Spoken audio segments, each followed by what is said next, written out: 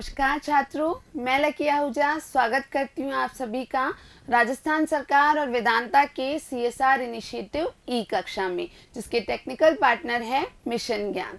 तो बच्चों, हमने विज्ञान का भाग 2 आपका पूर्ण कर लिया है। तो अध्याय 2 जो था वो था भोजन के घटक के बारे में। हमने उसमें कई सारी चीज़ों को जाना।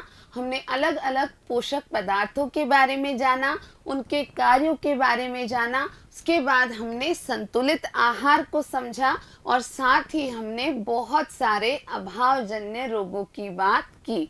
तो बच्चों, अब इस पाठ से संबंधित अभ्यास प्रश्न हम हल करने वाले हैं और मुझे आशा है कि आप इन सभी प्रश्नों को आसानी से हल कर पाएंगे। तो चलिए बच्चों, शुरू करते हैं। पहला प्रश्न है कि हमारे भोजन के मुख्य पोषक तत्वों के नाम लिखिए। हमारे भोजन में जो मुख्य पोषक तत्व होते हैं वो हमने जाने थे और उनके नाम क्या हैं? कार्बोहाइड्रेट,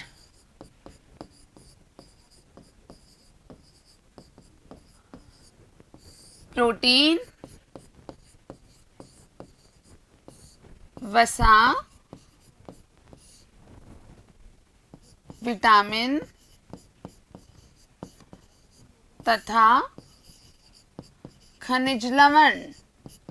तो बच्चों, ये सभी हमने पढ़े थे और मुझे आशा है आप सभी को ये अच्छे से याद होंगे। तो हमारे भोजन के मुख्य पोषक तत्व हैं कार्बोहाइड्रेट, प्रोटीन, वसा, विटामिन और खनिज लवण। चलते हैं अगले प्रश्न की तरफ। दूसरे प्रश्न में आपको कुछ कथन दिए हैं और आपको उनके नाम लिखने हैं। तो कथन के जो है वहाँ पूछा गया है पोषक जो मुख्य रूप से हमारे शरीर को ऊर्जा प्रदान करते हैं। तो बच्चों, आपको ज़रूर याद होगा कि हमने पढ़ा था कार्बोहाइड्रेट और वसा ऐसे पोषक पदार्थ हैं जो हमारे शरीर को ऊर्जा प्रदान करते हैं। अगला कथन है बच्चों, पोषक जो हमारे शरीर की वृद्धि और अनुरक्षण के लिए आवश्यक है। मुझे पता है आपको ज़रूर याद होगा। तो ऐसा पोषक पदार्थ कौन सा है? वो है प्रोटीन। अगला कथन है वह विटामिन जो हमारी अच्छी दृष्टि के लिए आवश्यक है। ऐसा विटामिन जिसका संबंध हमारी आंखों से है, देखने से है। तो बच्चों, बिल्कुल याद होगा आपको, वो विटामिन है विटामिन ए। वह खनिज, चौथा देख रहे हैं बच्चों, वह खनिज जो अस्थियों के लिए आवश्यक है। तो ऐसा खनिज कौन सा था जो हमारी हड्डियों या हमारी अस्थियों के लिए आवश्यक है? तो बच्चों, वो खनिज था कैल्शियम। बहुत आसान प्रश्न है ना बच्चों। चलते हैं अगले प्रश्न की ओर। दो ऐसे खाद्य पदार्थों के नाम लिखिए जिनमें निम्न पोषक प्रचुर मात्रा में उपलब्ध होते हैं। तो आपको दो ऐसे पदार्थों के नाम बताने हैं जिनमें दिए गए पोषक पदार्थ प्रचुर मात्रा में पाए जाते हैं। तो सबसे पहले वसा। तो बच्चों, बिल्कुल याद होगा आपको कि वसा किसमें प्रचुर मात्रा में होती है? घी तथा तेल में। अलग अलग प्रकार के सभी तेलों में वसा की मात्रा पाई जाती है। मंड, मंड हम जानते हैं कार्बोहाइड्रेट का ही एक प्रकार है और ये मिलता है हमें सबसे ज़्यादा चावल में और आलू में। आहारी रेशे, आहारी रेशों को भी हमने समझा था बच्चों, किसमें मिलते हैं सबसे ज़्यादा? तो याद करो, हमने पढ़ा था ये मिलते हैं हमें साबुत खाद्यान्न में यानी साबुत अनाज में, और मिलते हैं हमें ये सब्जियों तथा फलों में, सब्जियों तथा फलों में। आखिरी जो आपको बताना है जिस पोषक पदार्थ के बारे में, वो है प्रोटीन। तो प्रोटीन किसमें मिलता है बच्चों? बहुत अच्छी मात्रा में।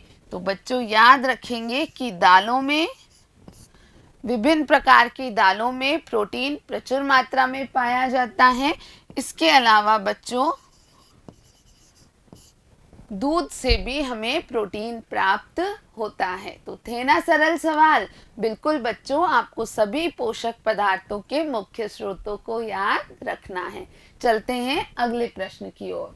चौथे प्रश्न में आपको सही कथन पर सही का निशान लगाना है। तो प्यारे बच्चों, मुझे पता है आप सभी आसानी से इन प्रश्नों को हल कर पाएंगे। शुरू करते हैं।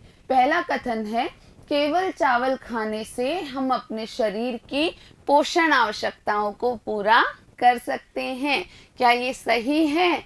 नहीं, ये बिल्कुल सही नहीं है, क्योंकि केवल चावल खाने से हमें सभी पोषक पदार्थ प्राप्त नहीं हो सकते। तो यह कथन गलत है। अगला कथन पढ़ते हैं बच्चों। संतुलित आहार खाकर अभावजन्य रोगों की रोकथाम की जा सकती है।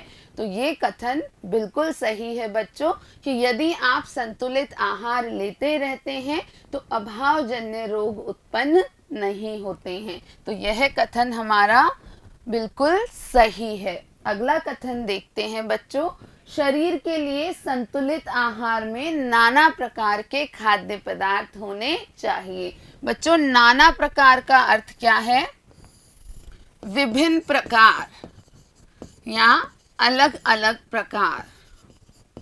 तो आप याद रखेंगे कि हाँ, संतुलित आहार जब हम लेते हैं तो हमारे भोजन में अलग अलग पदार्थों का सम्मिलन होना ही चाहिए। तो ये कथन भी सही है। अगला कथन है, शरीर को सभी पोषक तत्व उपलब्ध कराने के लिए केवल मांस पर्याप्त है। तो ये सही है क्या बच्चों? नहीं, ये कथन सही नहीं है।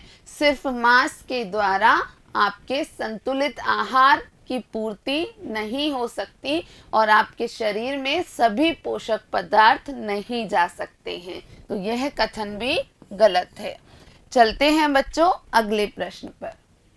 प्रश्न 5वां, जहां आपको कुछ रिक्त स्थान दिए गए हैं और इन रिक्त स्थानों की पूर्ति करनी है। तो बच्चों, रिक्त स्थान विटामिन डी के अभाव में होता है। तो आपको क्या बताना है कि कौन सा रोग विटामिन डी के अभाव में होता है। तो बच्चों, मुझे पता है आप ज़रूर याद कर चुके होंगे कि रिकेट्स वह रोग है जो कि विटामिन डी के अभाव में होता है। और हमने बात की थी कि इस रोग के कारण बच्चे की हड्डियां, अस्थियां मुलायम रहती हैं और वे मुड़ जाती हैं। दूसरा कथन है, खाली स्थान की कमी से बेरी-बेरी रोग होता है। याद है ना बच्चों, किसकी कमी से बेरी-बेरी रोग होता है? Vitamin B1। विटामिन B1 की कमी से बेरी-बेरी रोग होता है। अगला कथन है, विटामिन सी के अभाव से खाली स्थान रोग होता है। विटामिन सी की भी हमने बात की थी बच्चों, और विटामिन सी की कमी से कौन सा रोग होता है? स्कर्वी नामक रोग होता है। स्कर्वी जो रोग था, जिसमें हमने ये बात की थी कि मसूड़ों के घाव नहीं भरना या मसूड़ों में घाव हो जाना इसका मुख्य लक्षण है। अगला जो कथन है, आखिरी कथन है, हमारे भोजन में खाली स्थान के अभाव से रतौंधी होती है। बच्चों, रतौंधी का अर्थ है रात को न देख पाना, यानी अंधेरे में, रात में अंधेरा होता है ना बच्चों, तो रात को न देख पाना। तो किसकी कमी से यह रोग उत्पन्न होता है? आप सभी जानते हैं कि विटामिन ए की कमी से रतौंधी का रोग उत्पन्न होता है। तो बच्चों, हमने आपके सभी अभ्यास प्रश्न हल कर लिए हैं और अगली कक्षा में हम आपका नया पाठ शुरू करने वाले हैं और इस पाठ को आप बहुत अच्छे से दोहरा लीजिए। मिलते हैं अगले वीडियो में। वीडियो देखने के लिए आप सभी का बहुत बहुत धन्यवाद।